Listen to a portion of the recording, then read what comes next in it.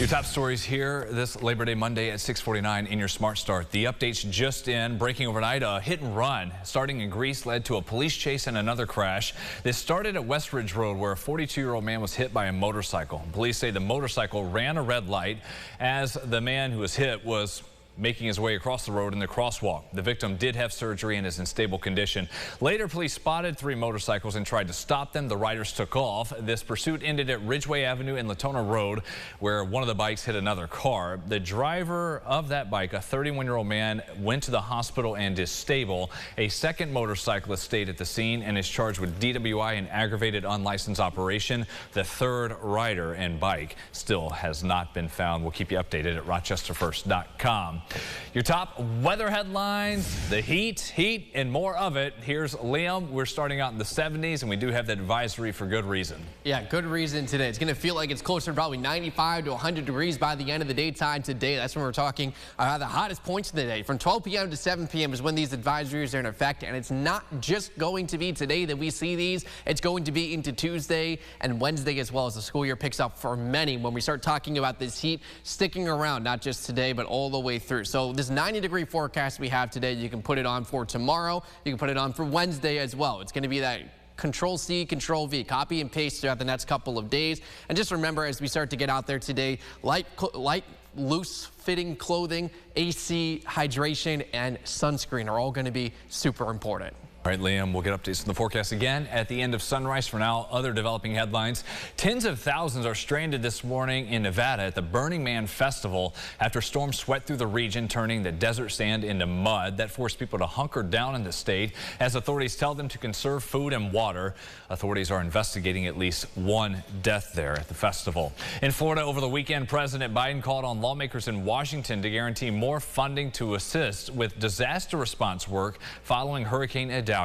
The fight over spending continues, with Congress returning to Capitol Hill looking to avoid what could be a partial government shutdown at the end of the month when the current fiscal year wraps up at the end of September. The White House and House Republicans need to get together and reach an agreement on many fronts.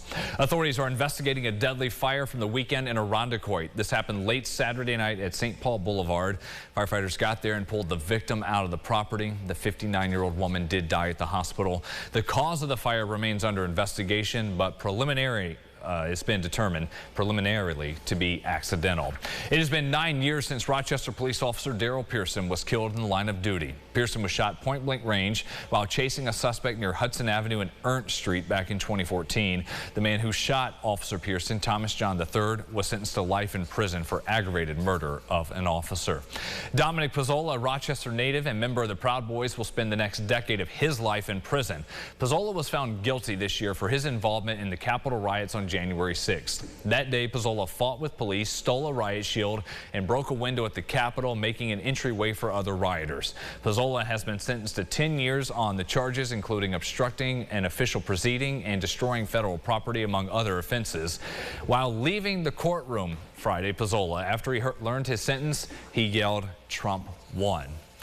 Let's take you inside the huddle as it is week 1 of the NFL season starting now for the Buffalo Bills. There are still some questions on the roster, most importantly on defense at middle linebacker. That's because Tremaine Edmonds left in the offseason. He's now in Chicago with the Bears.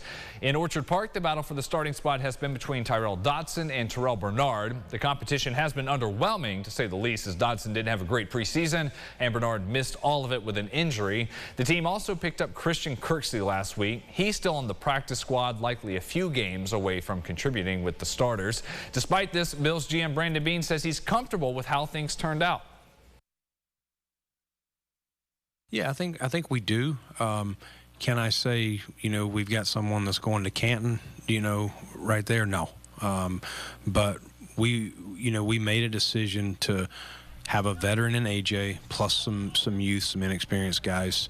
You have to make decisions at times with the roster and, paying, a quarterback salary the way we are, and Steph and the other guys that you guys are aware of. So sometimes you have to let some, lesser expensive players, see if they can compete and see if the answer is on your roster. The Bills open the season a week from tonight in prime time Monday Night Football, taking on Aaron Rodgers and the Jets. Happy Labor Day. This holiday was created during the labor movement of the 19th century and celebrates workers. And how about to celebrate with a parade? That will be happening this morning, led by the Rochester Union of Nurses and Allied Professionals, as members of that group continue negotiations with RGH leadership. The parade today will go through downtown, starting at East Ave and Union, going down Main Street. It will wrap up at Main and St. Paul Streets. It all gets going at 11. We've all been having a nice little laugh at the file footage from previous years. You never know what you have. Maybe some rain. Maybe it might be a little cool, like we had the fall taste of weather last week. Not today. Full on summer. Absolutely not. We're going full bore as you head into what some consider at least the unofficial end of summer based on our poll. Monday, Tuesday, Wednesday, all days that can make their way to 90 degrees or hotter here across the region. Look at those lows too, up into the upper 60s, low 70s there. Finally, the heat begins to break as we head into Thursday and Friday. A cold front sweeps through, but that will lead into an unsettled stretch of weather there for us, which will be likely very helpful as we need some rain here after a couple of hot, dry days. We'll take the rain that we can get, especially if it's going to break us back down into the 70s. Feeling more like we should for September. Our average high this time of year, 78, 77 degrees. So hard to believe we're talking 90s.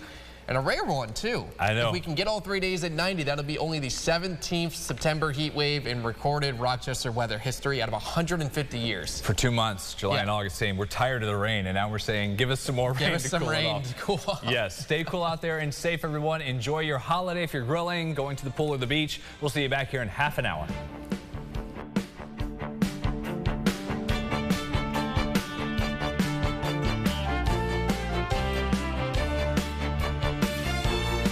Follow News 8 wherever you are on RochesterFirst.com, Facebook, Twitter, and on our app for news and weather.